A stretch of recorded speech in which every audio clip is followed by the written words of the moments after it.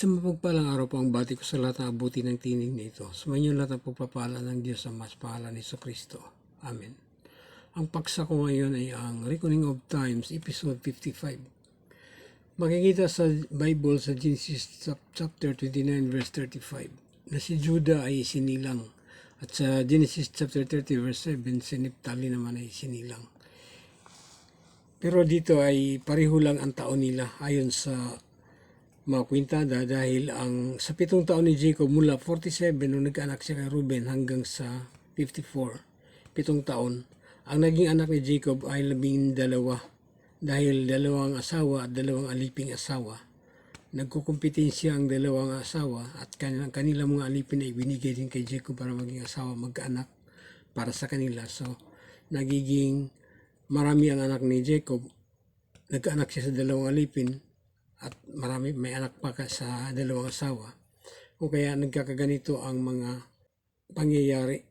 Si Jacob dito ay 50, si Isaac ay 110, si Eber ay 435. Ito sa episode 55. Ang previous topic ko ay ang episode 54, si Eber ay 434, si Isaac ay 109, si Jacob ay 49, si Reuben dito ay 3 years old, si Simeon ay 2 years old, si Levi and Dan ay 1 year old, at si Judah at Naphtali ay isinilang dito sa episode 55.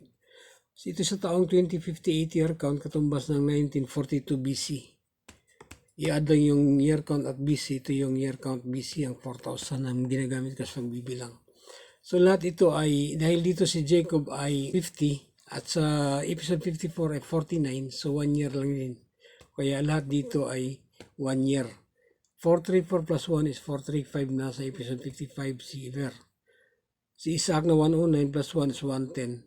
Si Jacob na 49 plus 1 is 50. Si Judah at Naphtali isinilang dito.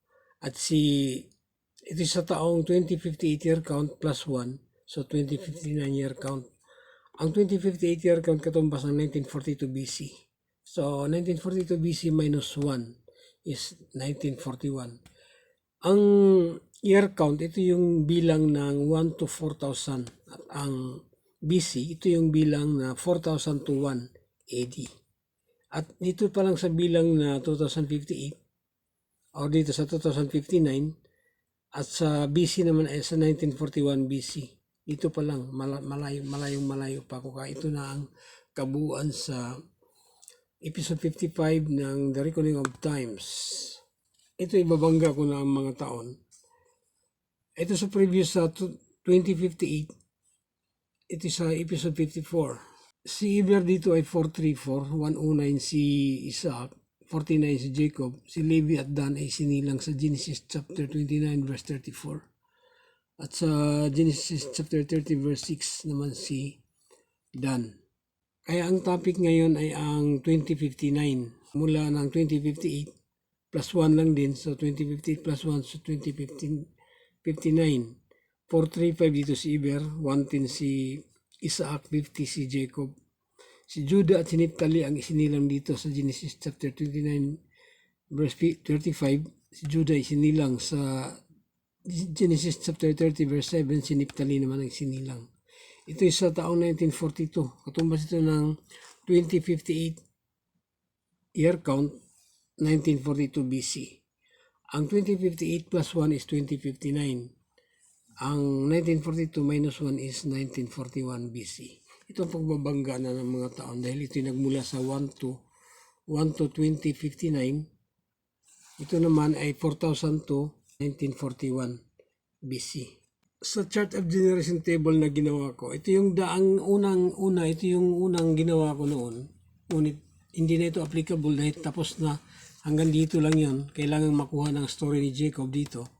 Ito yung 600 years si Father Noah na bumuha sa daigdig. Namatay si Father Noah sa edad na 950 sa taong 1906. At si Father Shem ay namatay sa edad na 600 sa taong 2048. At ang topic ngayon ay ang 2059, 11 years matapos na mamatay si Father Shem. Ito na ang topic ngayon na isinilang si Naphtali. Naphtali and Judah ang isinilang. 1 year old dito si Levi and Dan. Levi and Dan is 1 year old. 2 years old naman dito si Simeon, si Ruben ay 3 years old, 50 naman dito si Jacob, 110 si Isaac.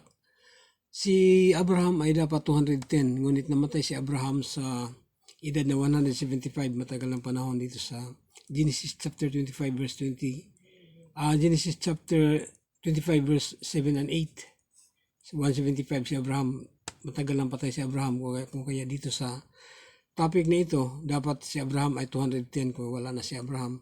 Si Eber na lang ang buhay dito sa taas, ang patriarka, ito na lang ang buhay sa 435 si Eber. Ito sa taong 2059. Ito naman ang 9th day structure. Ito yung huling structure. Ito yung magmula ng magumpisa ang pagbibilang sa 7th day. Ito yung 9th. Pangatlong araw or pangatlong 1,000 years. So, ang 7, 8, and 9, ito yung 9. Ang bawat araw nito, ito yung 1,000 years dahil ang sabi na ang isang araw sa Diyos ay 1,000 taon sa tao. Ano man ang mangyari, ang Diyos ay Diyos pa rin, ngunit ang tao ay lilipas at lilipas. Dito pa lang sa 1,000 years, lilipas ang tao. Ilang henerasyon ang nangyayari dito. At sa kasalukuyan natin, henerasyon, ang 1,000 taon, meron itong more or less 40 generations. Ito ay nagtototal lang ng sa 60 to 100 years ang edad ng tao. 60 to 100 years, meron itong 40, more or less 40 generations in 1,000 years. Kaya ito yung sinasabi na ang isang araw sa Diyos ay 1,000 taon sa tao. Ang topic ngayon ay dito pa lang sa 2059. Si Judah and Naphtali ay isinilang. Si Jacob ay 50. Si Isaac ay 110, si Eber ay 435. So ito yun. Sa napakaliit kasi itong 1 year na kasi ang pagitan nila. Ito kaya sa binigyan ko itong emphasis dahil ang 12 tribes of Israel, mga anak ni Jacob, ito yun mga time na sa mga anak ni Jacob ko. Kaya napakaliit lang dito. Ang 7 years, ito lang ang 7 years. O kaya in-expand ko na lang dito para magkaroon ng, para makita naman ang kanilang mga taon.